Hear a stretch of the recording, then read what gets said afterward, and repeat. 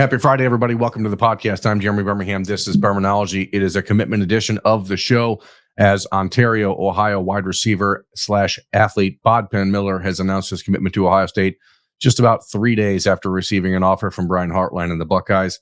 We're going to talk to Bodpegn right now. Bodpegn Miller joins us, BP, as he's known around Ontario, Ohio, Ontario High School outside of Mansfield, Ohio. BP, let's just dive right in. Your life has changed pretty considerably in the last week. I mean, we're recording this on Thursday. It was 7 days ago that you went to Ohio State's recruiting camp and decided to participate as a wide receiver, which is something you and your dad and your coach have been working on for like a week? And then you get an offer from Ohio State. How crazy is that? It definitely it's surreal. It doesn't really feel real, but as I said, my parents and my coaches always believed in me and always gave me the courage and to do this. So it's been a blessing. You know, you are a quarterback at Ontario High School. How has playing that position, or do you think that playing that position has helped make the transition to learning wide receiver easier? Actually, as I say, it made it a lot easier because I understand from a quarterback perspective on timing, coverages. So it made it easier to know what to look for and how I can't just I see it a lot on online where these receivers lollygag around, but it messes up the timing with the quarterback. So keep it the routes realistic and all that. You know, as you've gone through this recruiting process, again, 1 week ago, you were preparing, and it looked like you had the official visit set to Boston College for this weekend, which is now obviously not going to happen out of respect for the Eagles. Now that you've made your decision and made your announcement, you went into that camp. You'd already visited Ohio State a few times before that, but the relationship, it seemed like, hadn't really ever kicked off in a 100 miles an hour type of way. What do you think that you did in the last 2 months as you began working at wide receiver to put yourself in this position? Was there one or two things that Brian Hartline said, "Hey, man, you blew us away"? Because I watched his face when you were working out, and he looked like he was shell-shocked. I would just say just staying believing in myself. And so I knew that there's going to be growing pains. I'm new to the position, so there's going to be a lot of stuff to work on. Just stay encouraged and just believe in yourself. I know I have just belief, as I said. I know I have the talent, the raw, and just believe in myself. This week, it's Tuesday. You show up for the 7-on-7 camp. You run around a little bit with the house team. You make one ridiculous backwards diving catch, and Brian Hartline pulls you off the field and offers you a scholarship at that moment. Has it hit you yet? How different this is going to make the rest of your life? I mean, you are living the dream for a lot of people in the state of Ohio. And I don't know that it always impacts you on the same timeline as it would someone else, but has this struck you yet? Honestly, still no. It just doesn't feel real. As I said, all glory to God. It's been definitely a blessing. It still hasn't hit yet. I have people telling me congratulations. My family, they're all proud of me. It still hasn't really hit yet, and I'm sure it's coming soon. And this is just another step for me. You came to the United States at 6 years old from Ethiopia. Your father told me that when you were adopted, the first outfit that you ever wore in the United States was an Ohio State Buckeyes shirt. Did you ever think that you'd have an opportunity to play football at Ohio State? I mean, you had great opportunities, Ivy League schools, Boston College, and now then, boom, in the middle of the week, Ohio State decides to offer and everything shifts. But has this been something that you've been working toward? Was Ohio State ever the dream for you, or was it always just, I want to go and be and play as high a level as I can? I would say it's always been a dream. I actually grew up a Buckeye fan ever since I came to the United States and picked up a football. So I've been dreaming of this day for a very long time. And I just said, even if I didn't get the offer, man, I have all the other offers. I've been blessed, and just always look at things that you have and not things that you don't have. Now, from a football perspective, obviously Ohio State is the school that is now widely recognized as wide receiver U, or whatever you want to call it, Zone 6. You've watched in the last couple of years as you've been in high school as guys like Marvin Harrison and Jackson Smith and Jigba and Chris Olave and Garrett Wilson and now with Emeka Ibuka and Jeremiah Smith. Like, what do you believe will be the biggest challenge for you moving forward? Because obviously those are some big names, and here you are, you're unranked, right? No one knows who you are yet. So how do you suppose that will be a challenge for you moving forward? I'll just say there's definitely a lot of talent. I'm just got to be very competitive there, as I already knew. And I just say, I believe I'm just as good as some of those guys. If I just got a lot of work to do, and there's a reason Hartline gave me this chance. I have the raw potential, talent, speed, athleticism. I just got to work harder than everybody else. That does not seem like something that is a problem for you. As I said, you came to the United States at 6 years old. You couldn't speak English, and now you have offers from like Columbia and Yale and Harvard. So that's a pretty unique set of circumstances. How have you got to this point? I mean, is it just really great family? Is it the teachers? Is it yourself? I mean, what's been your motivation since you started this process? I just say probably start off with family. I have a great family, the Miller family. I don't see them as adopted parents. I see them as real parents. They've been here for me since day one, and so as my sibling, they treated me as one of their own. I don't see past race, color, anything. I just see them as my sibling. And all my teachers have always believed in my coaches and just giving me courage, and all glory to God, as I said, too, because he's played a huge part in this also. As you become commitment number 17 in the class for Ohio State, now there becomes this adaptation process where you got to start getting to know the guys in this class and building some relationships. Is there anyone that you've had a chance to speak to yet, or anyone that you've gotten close with throughout this process that maybe will make that transition easier? I've actually, a couple months ago, I started throwing with St. Clair and caught some of his balls. So I have a little bit of connection with him. And as of right now, that's really it.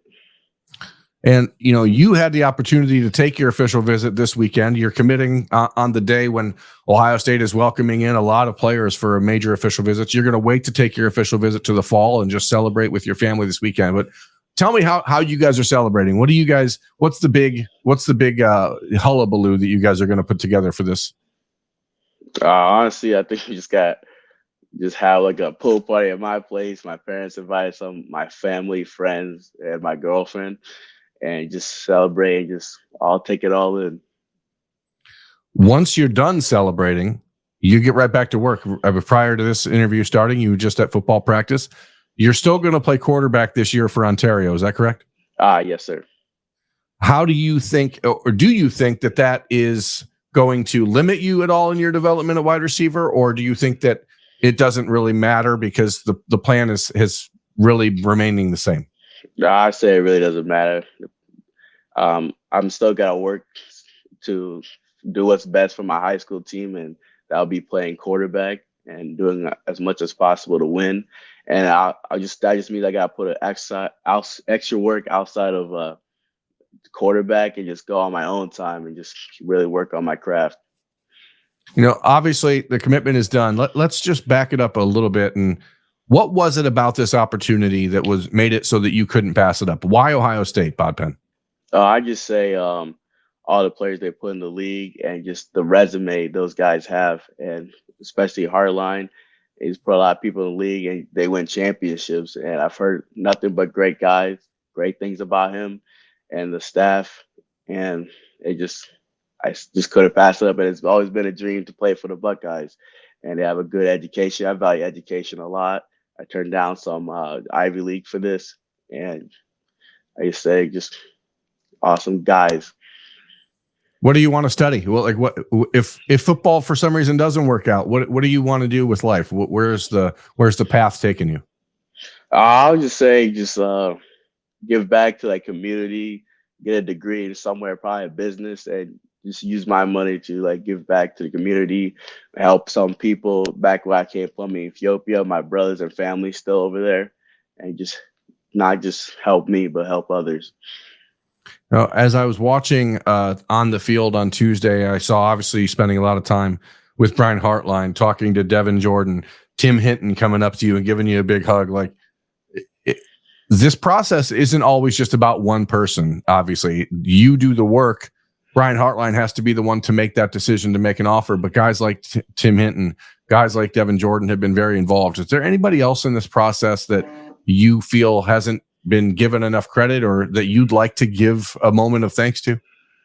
Honestly, I'd say Matt Thurin. He used to be at Ohio State before he moved to Boston College, and that was probably my second choice. And he just encouraged me through this, and just I actually talked like very highly of all Ohio State and all of them, and that just helped me help my decision. When you called Coach Hartline, you called him on Wednesday.